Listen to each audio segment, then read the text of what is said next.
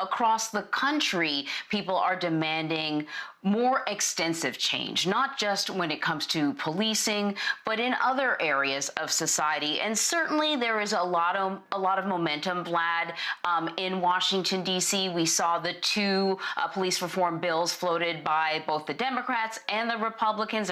There's bipartisan support. The president signed his executive order on policing.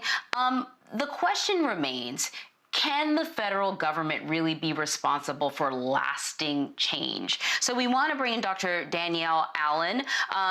And you wrote a really interesting piece in the Washington Post, Doctor. You are a political theorist at Harvard University and a Washington Post contributing columnist. And, you know, a lot of these protests, I mean, they very quickly went beyond police brutality and excessive use of police force.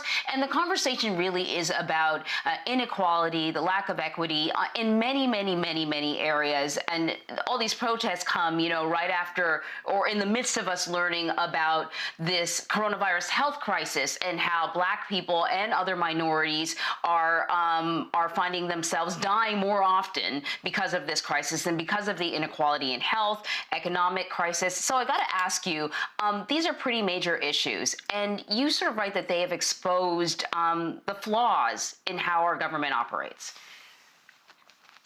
Yes, so thank you so much. Good to be with you, Anne-Marie and Vlad. Thanks for having me. We are at a critical time.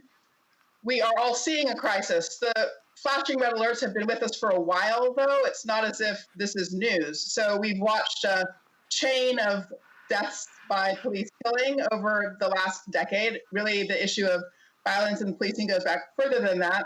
But there are other flashing alert signs, too. Fewer than 30% of millennials, people under the age of 40, think that it's essential to live in a democracy, for example. So that means among people under 40, we don't even have necessarily commitment to our constitutional democracy or conviction that it's worth participating in. There's a sense that the institutions are broken. Congress had an approval rating of 9% in 2013. It's back up to 30%, but the legislature is the voice of the people. It's the first branch. So if we disapprove of Congress, we disapprove of our own voice, the people's voice. So there are lots of signs to suggest that we don't have a healthy social compact and don't have effective governance. And those are the two things we have to address. You mentioned, Professor, that recent Gallup poll. It does show that the approval rating for Congress is at 25%.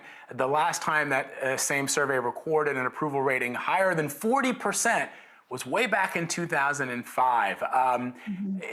When I saw that poll, it reminded me of that old Dave Chappelle skit from the Chappelle Show when they were doing the game show, and he asked the question, you know, how do we overcome as Black people? And somebody said vote, and it went and it made me think to myself that, you know, if the vast majority of Americans are unhappy with the roles of Congress and the roles of the different branches of our government, how do we overcome some of those circumstances that we're facing? That's a terrific question. So what we need are responsive political institutions. So people have been, for example, working to pursue police reform for a decade.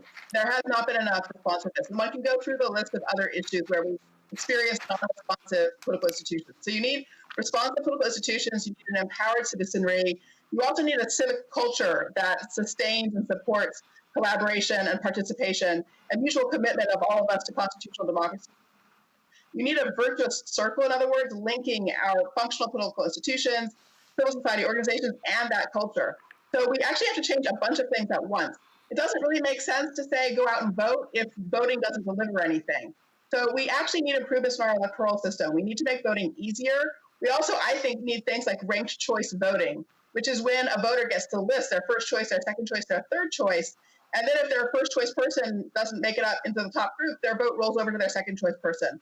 If you use ranked choice voting, then you're always getting somebody who wins who has a majority of support. People can't win with a minority of the voters on their side. So, and also, if you have ranked choice voting, you get a broader array of candidates. The evidence also suggests you get more women elected, you get more people of color elected. So there are changes we can make for electoral mechanisms that would help make our voting more effective. Institutions would be more responsive. And then I think if you've got a responsive system, then absolutely, people have got to get out there and make use of it, because at the end of the day, our electoral system whether we vote or run for office ourselves, whichever way we participate or recruit others to participate, those are our core instruments of self-government. That's the foundation for being a society of free and equal self-governing citizens.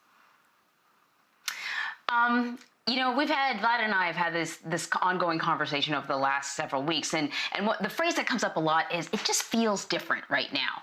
But I am hesitant, Doctor, to sort of lose myself in that feeling. I don't recall any other time that I've seen corporations embrace the Black Lives Matter movement. A number of corporations and municipalities are choosing to acknowledge and celebrate Juneteenth, letting their workers off with pay, making it a holiday, even before the federal, we're not even waiting for the federal government to chime in on it. It has occurred to me that this acknowledgement of Juneteenth is coming at a really crucial time when all of these Confederate symbols are coming down. And so it's almost as if the country needed a way to replace their conversation about slavery. So now that you don't have this Confederate statue up here in the park, how about we gather to celebrate Juneteenth in the park? And in that way, we can have this uncomfortable conversation about slavery in a way that is more, inclusive maybe. But I want to ask you, is this signaling to you a permanent shift? I think we are on the cusp of a permanent shift. I should have said Happy Juneteenth, by the way. And yes, it's terrific to be able to think about enslavement in the context of emancipation. That's what we're talking about here, is about emancipation, the long path to full and complete emancipation. So I do think we're on the cusp of something permanent. What shifted for the country this spring, I believe, is that we rediscovered common purpose, what it means to have common purpose. The pandemic gave us that. We needed to respond to the pandemic together. We could see that our social compact was broken as we saw its disparate impact on different communities.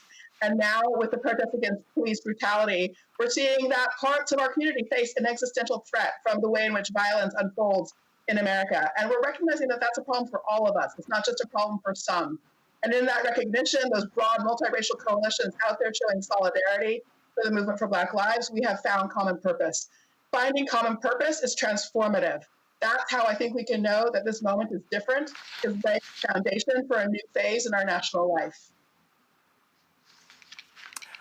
Doctor, before we let you go, let me just ask you specifically about what Anne-Marie mentioned, which is that there does seem to be a shift that in some companies, some municipalities and some states are taking steps to rectify issues that should have been rectified a long time ago. And I guess my question has to do with, it does feel as if the bare minimum that a company could do is, for example, to get rid of racist imagery of a product, of a pancake mix, right? But when we talk about real systemic change, this concept of doing something that goes beyond just what you see on the surface. So you're getting rid of a mascot or an image that is racist to most people. You probably should have gotten rid of it like 50 or 60 years ago. But real systemic change, where we see institutions changing, hiring practices, the way we educate our children, is that on the horizon? I think it is. What we're really talking about now is genuine power sharing at all levels. Power sharing in organizations, power sharing in educational contexts, power sharing in political institutions. We needed to secure civil rights in the middle of the 20th century. That was the sort of first step, the foundation for power sharing. But the fact of the matter is you can't share power unless you have everybody at the table together, unless you have ways of interacting with each other that lift up the voices of people of color as well as of others, that lift up the voices of other people from disadvantaged contexts. In other words, we need the social practices, the social habits of egalitarian relationships with each other in order to complete the work of truly laying a foundation for power sharing. I think that's what's happening now. I think younger, younger people really understand that civil rights, the legal protection of rights, is part of the story. That's the political constitution. There's also a social constitution. And the social constitution is about how we speak to each other, how we make decisions together, whose voices we lift up. Can we lift up voices in an inclusive way? How do we structure our organizational practices at every level?